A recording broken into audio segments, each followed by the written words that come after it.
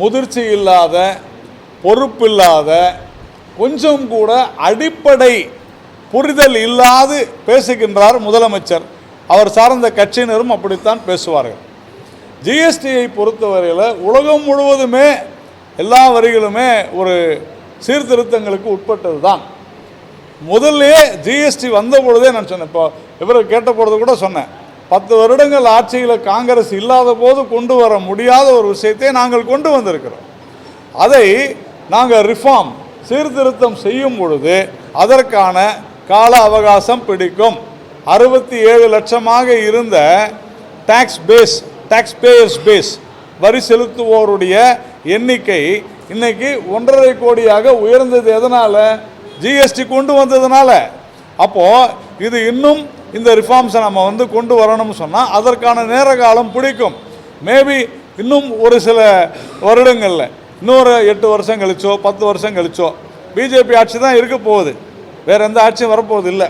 அப்போ நீங்கள் பார்ப்பீங்க, ஏன் நீங்கள் ஒரே வரியை 8 வருஷம் முன்னாடியே கொண்டு வரலன்னு கேட்பீங்களா? 5 வரியாக இருந்ததை இப்போ நம்ம 2ஆக மாற்றி இருக்கிறோம். இது ரிஃபார்ம். ஜிஎஸ்டி அப்படி தான் செய்ய முடியும். வரி என்பது ஒரு மிகப்பெரிய சீர்திருத்தம். அந்த சீர்திருத்தத்தை நாம் செய்திருக்கிறோம். இது புரியாமல் இவர்கள் பேசுகிறார்கள். எப்படி ரஷ்யாவில் ஏன் பெட்ரோல் வாங்குறீங்கன்னு ஒரு சீஃப் மினிஸ்டர் கேட்கலாமா? அப்போ அவர் என்ன சொல்லியிருக்கணும்? நான் 200 ரூபாய் கொடுக்குறேங்க பெட்ரோலுக்குன்னு சொல்லியிருக்கணும். இல்லை தமிழ்நாட்டில் 200 ரூபாய்க்கு தான் பெட்ரோல் விற்கணும்னு சொல்லுவாரா?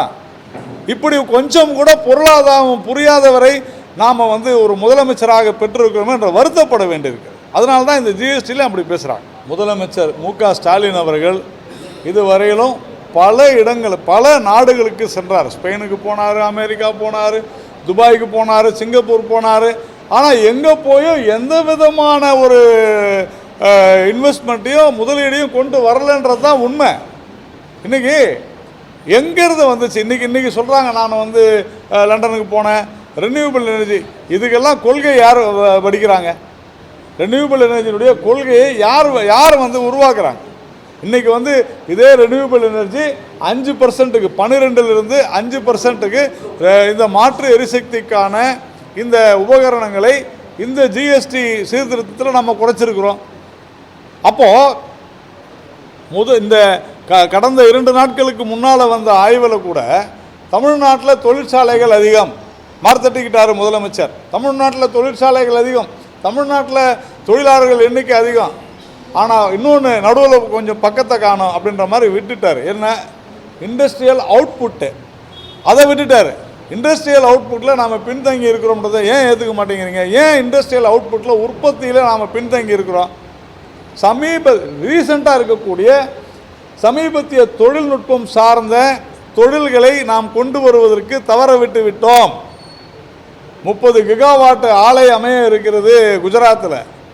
இன்றைக்கி செமிகண்டக்டர் அவ்வளவு பெரிய ஒரு மிகப்பெரிய புஷ், அவ்வளவு பெரிய ஊக்கம் கொடுத்து ஆக்கம் கொடுத்து இந்திய அரசாங்கம் பல 1000 கோடி ரூபாய்களை கொடுத்து செமிகண்டக்டர் இந்தியாவிலே இது வரைக்கும் தயாரிக்க முடியாத ஒரு சூழ்நிலையில் ஒரு வருடத்திற்குள்ளாக இன்றைக்கி 5 அல்லது 6 தொழிற்சாலைகளை நாம் கொண்டு வந்திருக்கிறோம். குஜராத், மகாராஷ்டிரா, கர்நாடகா, தெலுங்கானாவில்.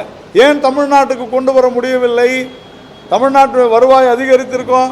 ஏன் அதிகரிக்கலைன்னு சொன்னால் இங்கே இருக்கக்கூடிய லஞ்சம் ஊழல் தான் காரணம். அந்த ஊழலை ஒழிக்க வேண்டும்.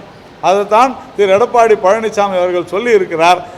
இவர் ஏன் போனார்னு எனக்கு தெரியல. ஏன்னா கண்டிப்பாக இதனால் எந்த விதமான முதலீடும் இந்தியாவுக்கு வரல, இப்பயும் வரப்போகிறது இல்லை. தொடர்ந்து நாம் சொல்லி கொண்டு தான் இருக்கிறோம்.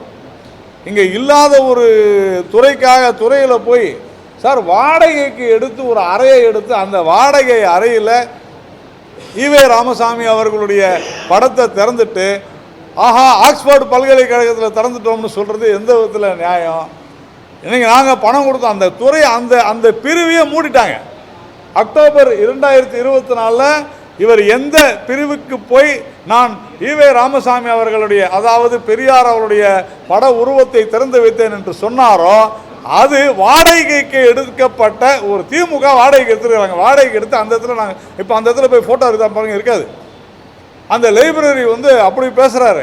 அந்த லைப்ரரியில் இருக்கிறவங்க தெளிவாக சொல்கிறாங்க. ஒரு மூத்த, நான் பெயர் சொல்ல விரும்பவில்லை, ஒரு மூத்த ஜேர்னலிஸ்ட் தமிழ்நாட்டினுடைய ஒரு மூத்த பத்திரிகையாளர் என்னிடம் சொன்னார். அவர் அங்கு சென்றிருந்த போது அந்த புத்தகங்களை எப்படியாவது தமிழ் புத்தகங்களை எடுத்து சென்று விட முடியுமான்னு பாருங்கள், எங்களால் அதை வச்சுக்கிட்டு என்ன செய்யறதுன்னு தெரில அப்படின்னாலும். நான் என்ன கேட்குறேன், முதலமைச்சர் அவர்கள் அதை புரிந்து கொண்டு அந்த புத்தகங்களை, பெரிய பொக்கிஷன் தானே, அதை கொண்டு வரதுக்கு உண்டான முயற்சி செஞ்சுருக்கலாம்ல. எல்லாத்தையும் விட சமூக ஊடகங்களில் திமுகவினுடைய மிக மோசமான ஒரு நடவடிக்கையை பாருங்கள். நான், திரு அண்ணாமலை அவர்கள், திரு நயினார் நாகேந்திரன் அவர்கள் எல்லாருமே இது குறித்து பதிவு போட்டோம். எங்களுடைய சமூக ஊடகங்களில், வலைதளத்தில் போட்டோம்.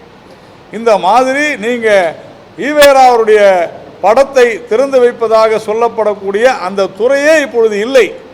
ஆனால் ஏதோ நீங்கள் வளர்த்துட்டு தான் சொல்கிறீங்களே அப்படின்னு கேட்ட பொழுது திமுகவினுடைய சமூக வலைதளங்களில் அவங்க ஐடி டிபார்ட்மெண்ட்லேருந்து ஒரு பதிவு போடுறாங்க. என்னன்னு, ஒரு ஜிஓ, அரசு உத்தரவு, அதில் இவங்களுக்கு கடந்த மாதம் பணம் சாங்ஷன் பண்ணிட்டு தான், அனுமதித்து விட்டதாக ஒரு பதிவு. இதுவரையிலும் அரசாங்கத்துக்கிட்ட இருந்து அந்த மாதிரியான பதிவு இல்லை, முதலமைச்சர்கிட்ட இருந்தும் இல்லை. சரி, அதுதான் பரவாயில்ல. அது யாருக்கு கடிதம் எழுதியிருக்காங்க தெரியுமா? முதலமைச்சர்கிட்ட ஒருத்தர் தமிழில் பேசினார் பாருங்க, ஒரு ஜெர்மன், நீங்கள் பார்த்துருப்பீங்க அந்த வீடியோ. அவருக்கு எழுதுகிறாங்க அந்த கடிதத்தை. யாருக்கு எழுதணும்? அந்த பல்கலைக்கழகத்துக்கு எழுதணும், ஒரு வேளை நீங்கள் போட்டிருந்தீங்கன்னா.